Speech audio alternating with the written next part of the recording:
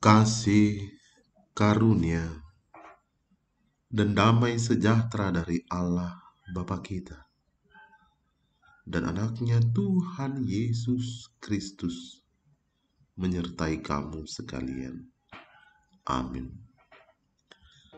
Saudara, firman Tuhan kepada kita pada hari ini, Senin tanggal 20 September 2021, dari Ibrani pasal yang ke-13 ayat yang ke-5. Janganlah kamu menjadi hamba uang, dan cukupkanlah dirimu dengan apa yang ada padamu. Karena Allah telah berfirman, Aku sekali-kali tidak akan membiarkan engkau, dan aku sekali-kali tidak akan meninggalkan engkau.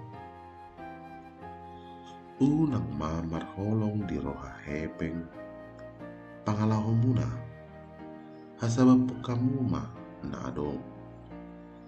Ibana sadiri madok, sadok naso tadi konoku doho, sadok naso pasoboku doho.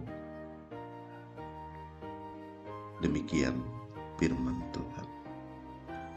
Saudara, uang tidaklah jahat, tapi cinta terhadap uanglah yang jahat. Karena cinta uang, banyak orang menjadi gelap mata dan menyimpang dari kebenaran. Mereka rela melakukan apa saja demi uang, bahkan berani menghalalkan segala cara untuk mendapatkan uang. Tidak peduli apakah itu mengorbankan orang lain atau melanggar hukum. Memang harus diakui bahwa uang itu penting bagi kehidupan kita. Tapi uang bukanlah segala-galanya.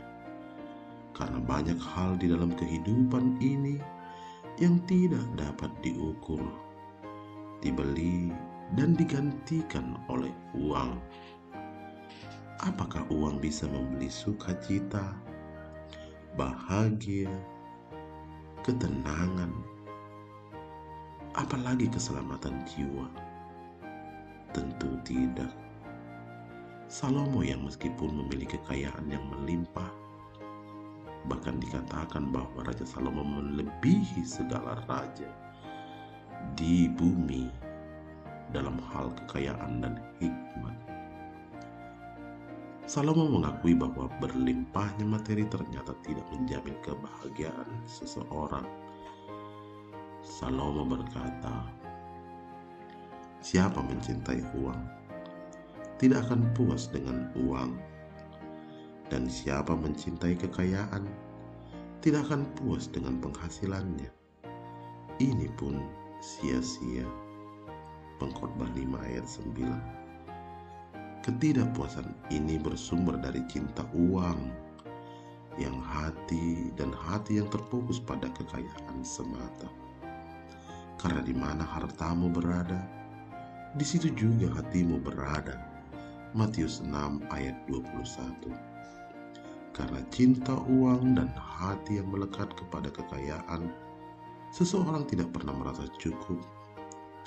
Sebaliknya, selalu merasa kekurangan dan kurang. Sebanyak apapun uang dan kekayaan yang dimiliki, serta-merta membuat orang merasa puas, tidak serta-merta membuat orang puas dan cukup. Rasa puas dan cukup berbicara soal hati. Bila hati kita dipenuhi ucapan syukur, maka di segala keadaan kita pasti bisa berkata cukup.